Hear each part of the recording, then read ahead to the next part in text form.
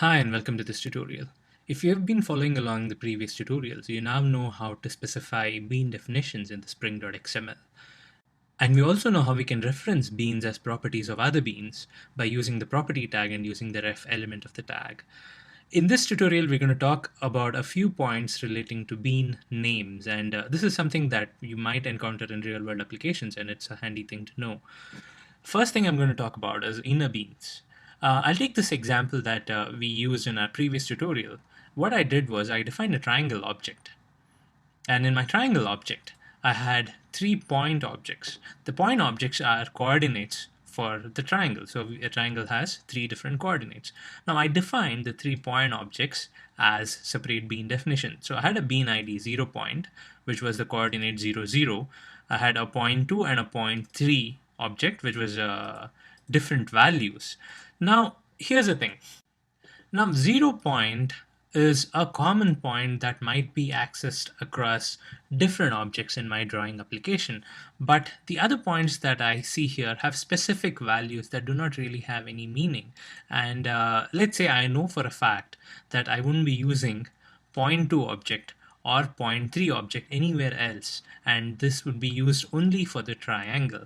Then what I can do is I do not need to specify these bean definitions separately and give it a name. Instead, what I can do is I can define something called as an inner bean.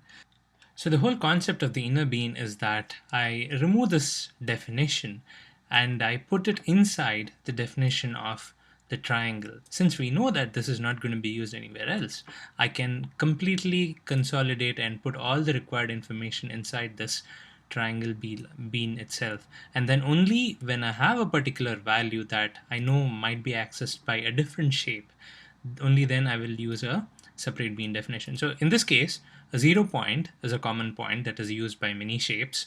So what I'll do is I'll keep this as a separate external bean with an ID, but these two beans have specific values that pertain only to this triangle. So I'm going to move this definition inside this triangle definition itself. So in order to specify the inner bean, what we need to do is in this property tag, I'm going to remove this ref. Of course, I'm going to leave the 0 point as it is. I'm going to change for point B and point C. So in this property tag, I will remove the reference here because there's not going to be an external bean. And I will close the tag.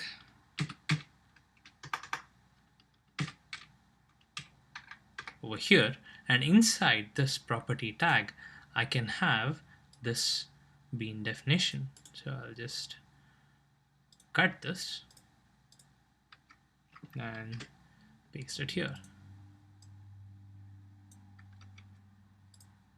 Okay, so inside the point B property, I'm defining a bean. So this is an inner bean.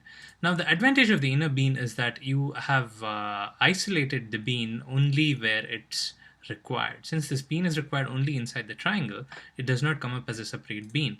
And then the second thing is you do not need to specify an ID for this one, because an ID is required only when you're referencing the bean from somewhere else, either by using a ref, like here, where you have to give the ID, or by using the get bean, where you have to give the ID again. So if you're not doing any of those, then you can actually do away with the ID. So here what's happening is, since the bean is inside the property tag, it knows that this bean has to be assigned to this property.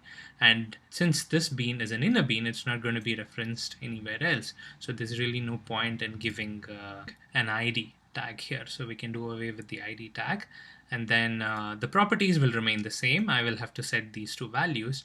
And then the bean that gets created here, first of all, gets assigned to this property of the triangle object. And secondly, since it's an inner bean, it does not have a separate ID as such, and it's not accessible by other objects. It is specifically only for the triangle object. Similarly, let's do the same thing for point C. So I will add another closing tag, and I will move the point 3 definition over here.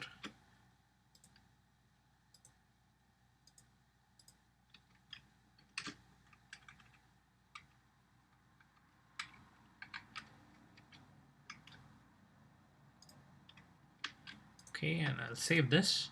So this triangle object has 2 points that are specific only for the triangle. The other point it's actually using is the 0 point, which is common and it can be used by other objects as well. So let's test and make sure that it's working fine. Yes, it is. So all the 3 points have been populated, and 2 of the points are being populated by using inner beans. Now again, there's no really significant performance or any other advantage by using inner beans. The only thing that we're gaining here is that you consolidate all the required values, configuration values inside a single bean definition.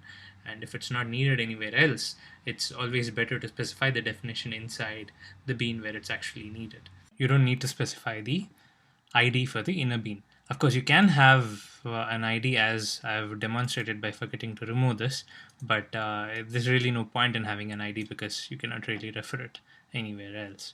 So it is not required. Okay, so now that we have seen the inner bean, we'll look at one other naming facility that Spring provides, and it's called Aliases.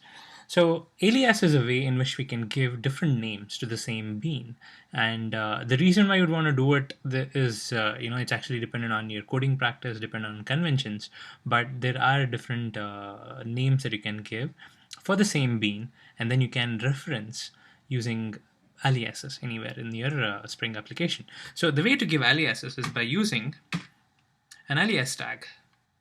Let's see if it shows up over here. So the alias tag has this very simple signature. You need to give a name and you need to give an alias. So the name is something that you've already defined. Let's say, for example, I take this triangle bean. So I paste this here, okay, and I call this triangle alias. So what I'm doing is I'm giving a different name to the triangle bean, and then I can use this alias anywhere in my application. I can use this as a ref for some other bean, or I can use this to do a get bean. So I can use a triangle alias and still execute this. It's still going to create the same triangle. That's because as per Spring, this name also refers to this bean. So you can give as many aliases as you want, and then you can refer using aliases. You can also give alias in the bean definition itself. So say, for example, I can give a name property here,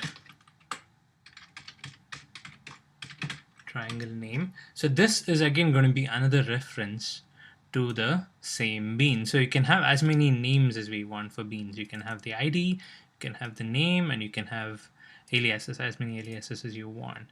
But then a good practice is to use IDs, because you can have XML validation. You can have only one particular ID in all the beans. So you can, if you define another bean with the ID as triangle, the XML validator can catch the error. So it's better to use IDs in order to reference beans. And you want to use a different name for a particular purpose, you would use aliases. Okay, one final thing before we wind up. We have all these names and aliases and a whole lot of different strings in which we can refer to one bean. If you want to somehow restrict this and you want to validate this, say for this ref tag, this ref tag can point to a name, it can point to a bean ID, it can point to an alias. So if you want to restrict it to only IDs, you have something called as an idref. And this will have to be nested inside the property tag.